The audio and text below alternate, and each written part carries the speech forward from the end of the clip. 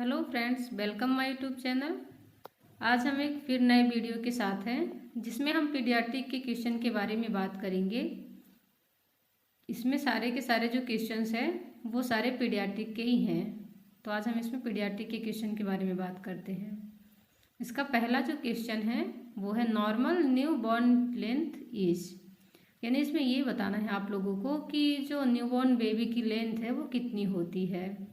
यानी कि जब न्यूबॉर्न बेबी डिलीवर होता है तो जो नॉर्मल बेबी होता है उसकी लंबाई कितनी होती है।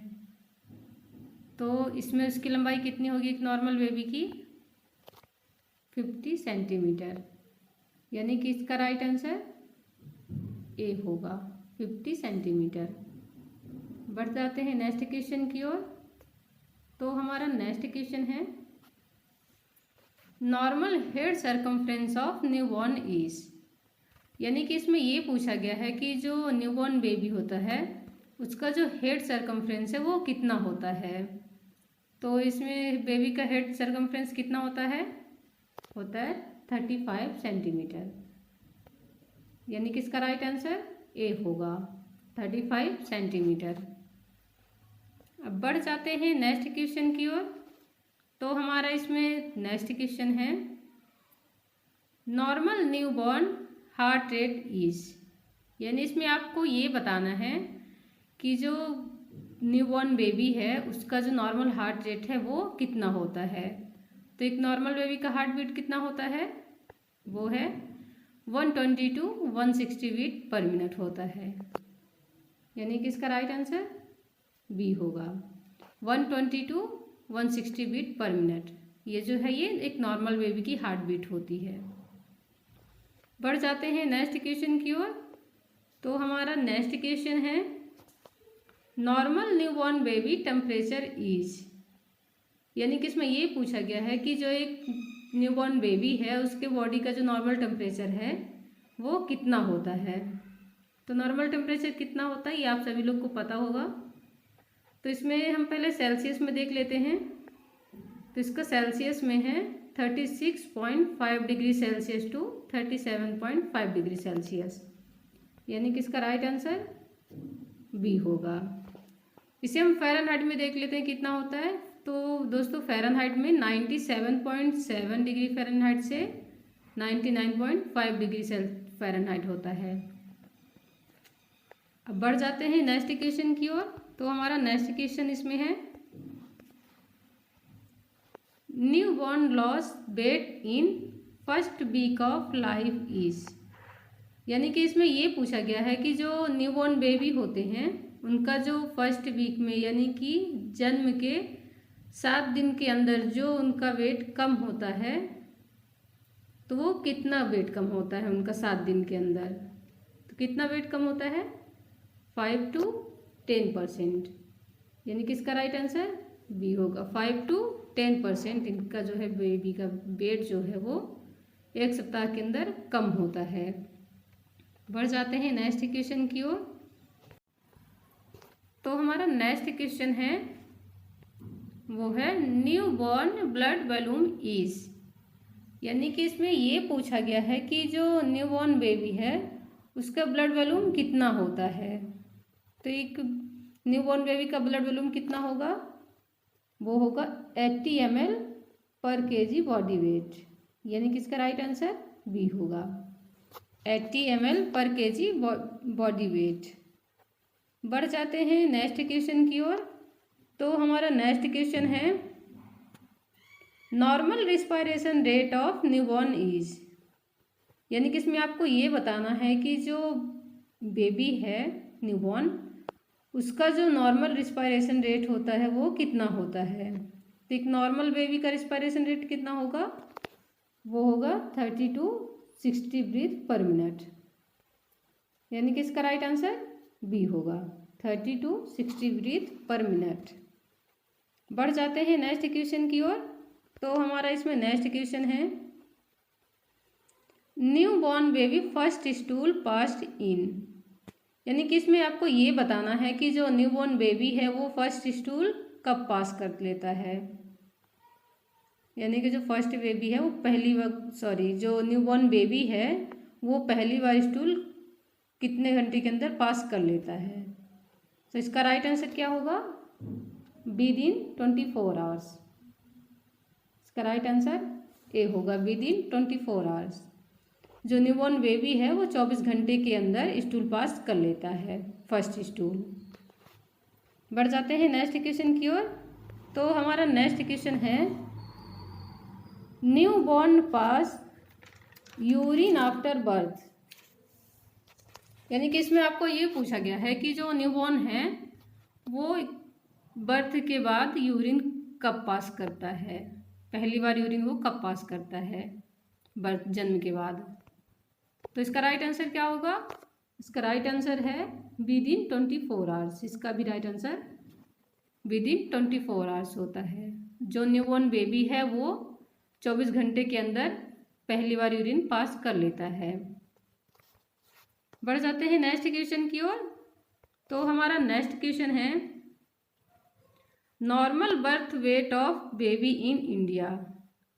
यानी कि इसमें आपको ये बताना है कि हमारे इंडिया के अंदर जो है जन्म के समय नॉर्मल बेबी का वेट कितना होता है। तो आप सभी लोग को पता होगा कि एक नॉर्मल बेबी का वेट कितना होना चाहिए। तो कितना होगा इसका बेबी का वेट? 2.5 to 3 kg। यानी कि इसका राइट आंसर डी होगा, 2.5 to 3 kg। एक नॉर्मल बेबी जो होता है उसका वेट 2.5 से 3 kg तक का होना नॉर्मल है। अब बढ़ जाते हैं नेक्स्ट क्वेश्चन की ओर।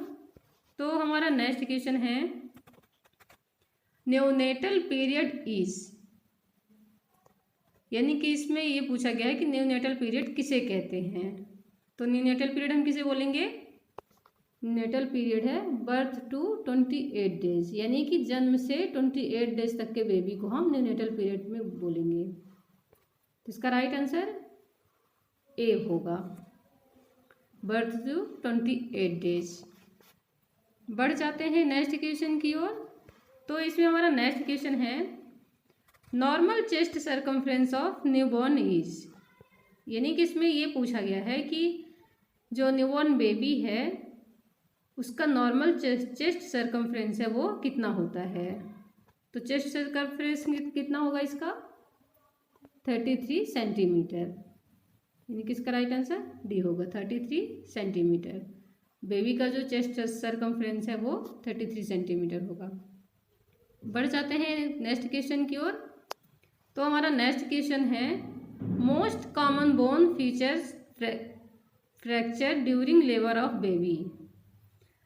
यानी कि इसमें ये पूछा गया है कि जब प्रसव होता है, यानी कि जब लेबर होता है, तब कौन सा हड्डी फ्रैक्चर होने के चांसेस ज़्यादा होते हैं। तो इसमें लेबर के टाइम पे कौन सी हड्डी फ्रैक्चर होने के चांसेस होते हैं? तो वो है क्लेविकल।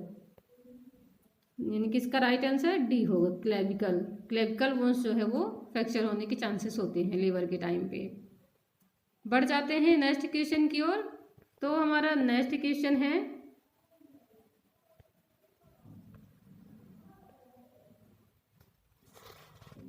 स्मॉल वाइट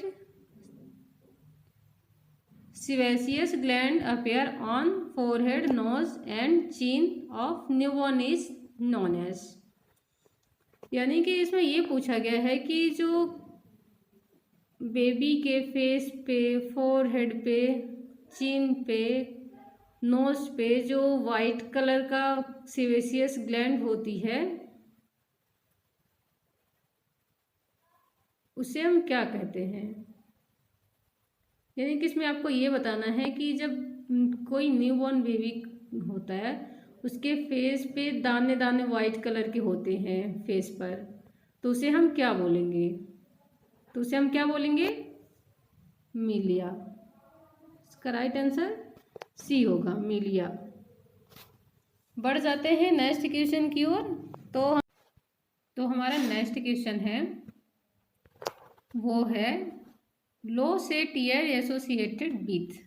यानी कि इसमें ये पूछा है कि लो सेट ईयर किससे एसोसिएटेड है।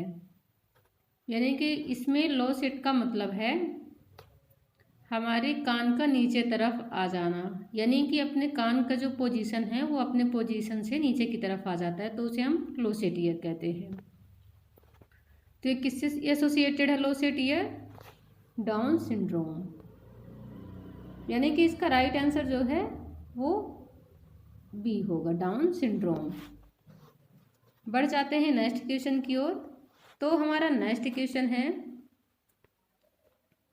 Which vitamin injection administered to newborn. यानी कि इसमें ये पूछा गया है कि जो न्यूबॉर्न बेबी है उसे कौन से विटामिन का इंजेक्शन लगाया जाता है। तो जो न्यूबॉर्न बेबी है उसको कौन सा इंजेक्शन लगाया जाता है? वो है विटामिन के। विटामिन के का इंजेक्शन न्यूबॉर्न को लगाया जाता है, इसे हम IM देते हैं। बढ़ जाते हैं नेक्स्ट क्वेश्चन की ओर। तो हमारा नेक्स्ट क्वेश्चन है, अपगार स्कोर असिस्ट विथ इन। यानी कि इसमें ये पूछा गया है कि अपगार स्कोर जो है वो कब चेक किया जाता है। तो इसमें हम अपगार स्कोर कब चेक करते हैं? डिलीवरी के 1 मिनट में, और इसके बाद 5 मिनट में एक बार फिर चेक करते हैं हम। तो इसका राइट आंसर क्या होगा? B, 1 minute then after 5 minute. इसका राइट आंसर बी होगा। बढ़ जाते हैं नेक्स्ट क्वेश्चन की ओर। तो हमारा नेक्स्ट क्वेश्चन है, all of following assessment in Apgar score except. यानी कि इसमें ये पूछा गया है कि अपगार स्कोर में हम निम्न में से इन सभी को चेक करते हैं किसी एक को छोड़कर। तो इसमें हम अपगार स्कोर के अंदर क्या नहीं चेक करते हैं? तो वो है रेस्पिरेटरी रेट। इसका राइट आंसर डी होगा, रेस्पिरेटरी रेट। रेस्पिरेटरी रेट जो है हम अपगार स्कोर के अंदर चेक नहीं करते हैं। अब बढ़ जाते हैं नेक्स्ट क्वेश्चन की ओर। तो हमारा नेक्स्ट क्वेश्चन है, Apgar score is described bye. यानी कि ये जो अपगार स्कोर है ये किसके द्वारा वर्णित किया गया है? तो ये किसके द्वारा वर्णित किया गया है? Virginia Apgar. यानी कि बी इसका राइट आंसर होगा, वर्जीना अपगार। बढ़ जाते हैं नेक्स्ट क्वेश्चन की ओर। तो हमारा इसमें नेक्स्ट क्वेश्चन है, all are following clinical feature of preterm female baby except. यानी कि इसमें आपको ये बताना है कि जो प्रीटर्म बेबी है उसके क्लिनिकल फीचर हैं इन सभी में से किसी एक को छोड़कर। यानी कि इसमें जितने भी ऑप्शन दिए गए हैं वो प्रीटर्म बेबी के फीचर्स हैं, किसी एक को छोड़कर। तो इसका राइट आंसर डी होगा, diameter of breast tissue more than 10 mm। ये जो है ये फुल टर्म बेबी के सिम्टम्स है, तो इसका राइट आंसर डी होगा। बढ़ जाते हैं नेक्स्ट क्वेश्चन की ओर। तो हमारा इसमें नेक्स्ट क्वेश्चन है, gestational age assist of newborn by. यानी कि इसमें ये पूछा गया है कि जो न्यूबॉर्न बेबी होता है उसका जो गेस्टेशनल एज है वह किससे असिस्ट करते हैं। तो हम इसमें किससे असिस्ट करेंगे? Ballard score. यानी कि इसका बी राइट आंसर होगा, बेलार्ड स्कोर। और इसमें जो ये बॉर्डन स्कोर है, ये बॉर्डन स्कोर, इससे हम बेड सोर असिस्ट करते हैं। बढ़ जाते हैं नेक्स्ट क्वेश्चन की ओर। तो हमारा इसमें नेक्स्ट क्वेश्चन है, small white cyst present on hard palate is known as. यानी कि इसमें ये पूछा गया है कि जो हार्ड प्लेट है उसमें जो स्मॉल वाइड सिस्ट प्रेजेंट होते हैं उसे क्या कहते हैं। तो उसे हम क्या कहेंगे? एब्स्टीन पीरल्स। यानी कि इसका राइट आंसर बी होगा, एब्स्टीन पीरल्स। बढ़ जाते हैं नेक्स्ट क्वेश्चन की ओर।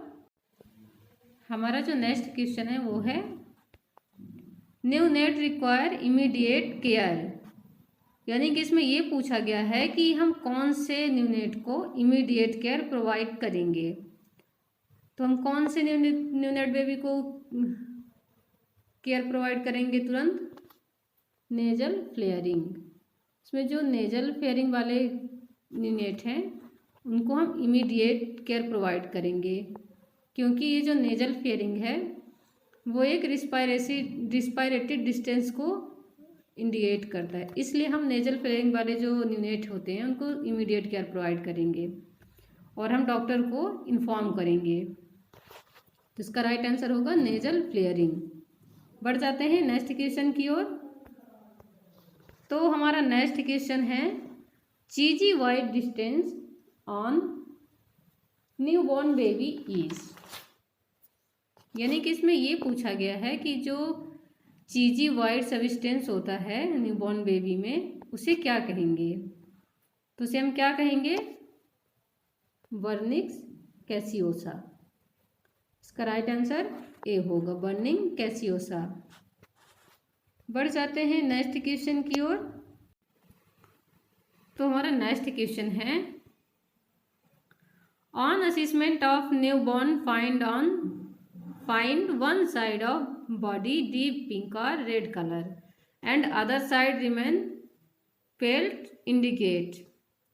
यानी कि इसमें ये पूछा गया है कि एक बेबी है जिसके वन साइड में डीप पिंक रेड कलर है और अदर साइड पेल है, तो किसको ये इंडिकेट करता है? तो ये इंडिकेट करता है हार्लेक्विन साइन। यानी कि इसका राइट आंसर सी होगा, हार्लेक्विन साइन। ये जो हार्लेक्विन साइन है वो किसको इंडिकेट करता है? तो ये एक हार्ट डिसीज को इंडिकेट करता है। बढ़ जाते हैं अब नेक्स्ट क्वेश्चन की ओर। तो हमारा नेक्स्ट क्वेश्चन है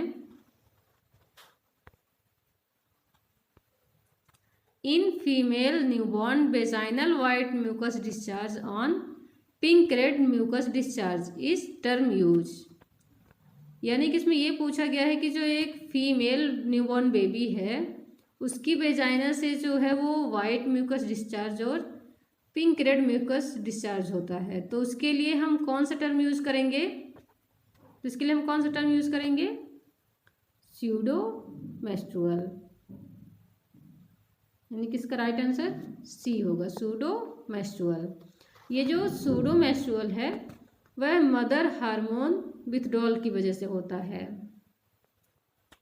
ये जो है वो मदर हार्मोन विथड्रॉल की वजह से होता है न्यूबॉर्न बेबी में, फीमेल बेबी में वाइट डिस्चार्ज और पिंक रेड म्यूकस डिस्चार्ज, ये मदर हार्मोन विथड्रॉल की वजह से होता है। तो इसका राइट आंसर क्या होगा?